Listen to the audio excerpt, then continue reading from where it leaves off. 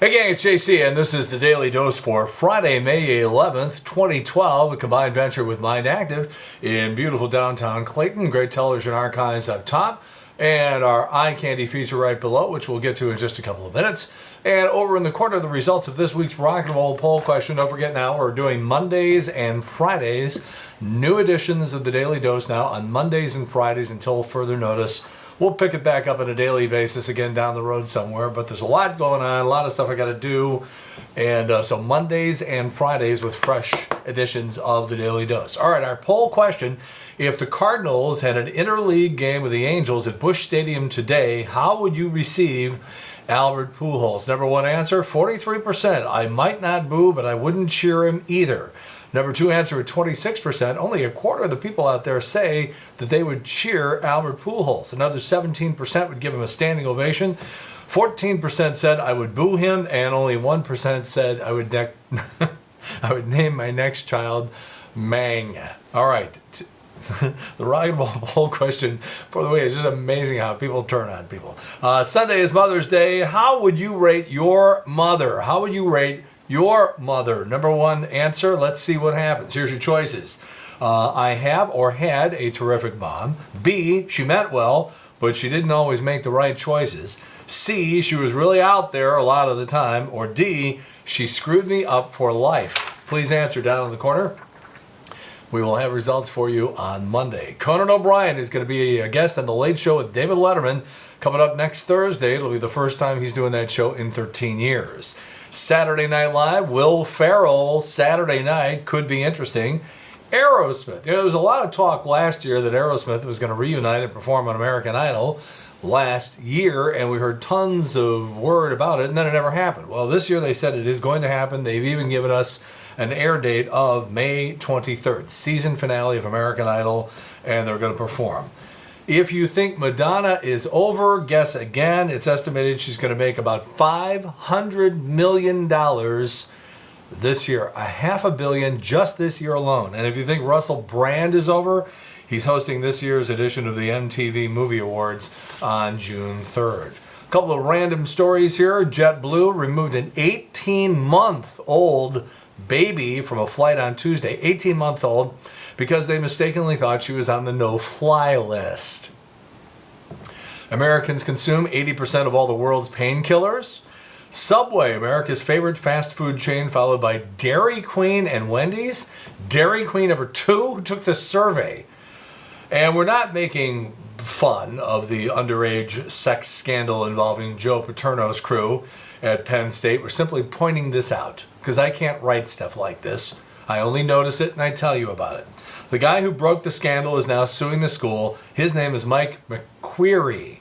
Mike McQueary, and his lawyer's name is Elliot Strokoff. Like I said, I can't write stuff like this. NBC reportedly going to knock off 75% of its Thursday night beloved comedy lineup. The rumored casualties: Community, Parks and Recreation, and 30 Rock. That'll be it at the end of next year. No more 30 Rock or those other two shows too. All right, so we have Mother's Day coming up on Sunday. A new survey says only 2% of moms say Mother's Day is their favorite holiday. 61% of the moms went with Christmas, and another 21% picked Thanksgiving.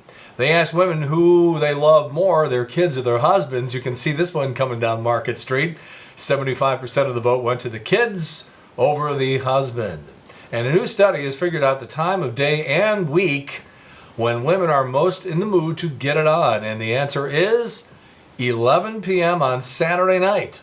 The study also found that 40% of women say their favorite exciting place to have relations is outdoors, followed by the beach, and then at work.